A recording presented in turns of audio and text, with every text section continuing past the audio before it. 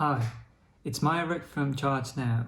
In today's news time, we are going to talk about Tesla Semi production update.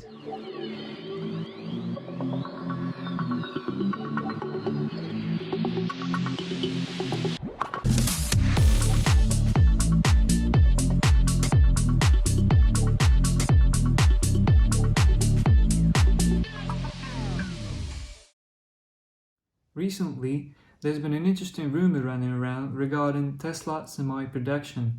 It was posted by Twitter user under the handle Carsonite, who is an EV advocate. He hasn't stated a source of his information, but it might as well be a Tesla employee who is very close to the matter. I'm judging based on his previous tweets, where he's speaking about talking to Tesla employees, and he seems to be very close and very familiar to Gigafactory Nevada's operations. Let's take a look at his tweet. There are 4 Tesla semis being built at Gigafactory Nevada. They will use the new higher density 2170L cells from Gigafactory Nevada, not the 4680s. There will be 3 packs in a row, each half as long as a Model S. There will be 2 for road testing, 1 for durability testing and 1 for Alaska cold weather testing. The source does not know if Nevada or Texas will be the location of assembly line. My best guess is Texas. Surprising to see that he's not going to use the 4680 cells that we saw during the Battery Day announcement. This means that the impressive data for semis range were actually achieved by 2170 cells, and this, I think, is a huge game changer. Just let me remind you, there were a number of discouraging comments coming from Daimler in regards to Tesla Semi, and most notably from their head of trucks, Martin Dam, who said the following, and I quote, "If Tesla really delivers on this promise, we'll obviously buy 2 trucks, one to take apart and one to test, because if that happens, something has passed us by. But for now, the same laws of physics apply in Germany and in California." That was back in 2018. This comment was made because Daimler doesn't actually believe that Tesla Semi will be able to achieve the promised stats. Based on Tesla's website, there will be 2 versions available, one with 300 miles range and the other with 500 miles range. For example, Daimler's the Freightliner e-Cascadia has a range of 250 miles, so now you understand where their comments come from. To add fuel to the fire, perhaps Tesla Killer to the fire,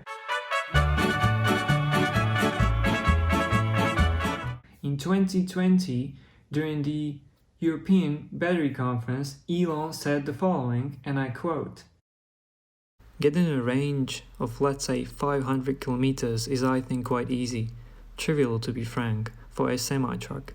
If you want, for long-range trucking, you can take the range up to, we think, easily 800 kilometers, and we see a path over time to 100 kilometers, that is 621 miles, range for a heavy-duty truck." The new higher density cells mentioned in this tweet might be just it. This is actually the first time we hear about this, and I'm not actually sure what that L behind 2170 means, at least for now. Later, a discussion sparked under his tweet and we got another insight. The current ranges are based on the old 2170 cells.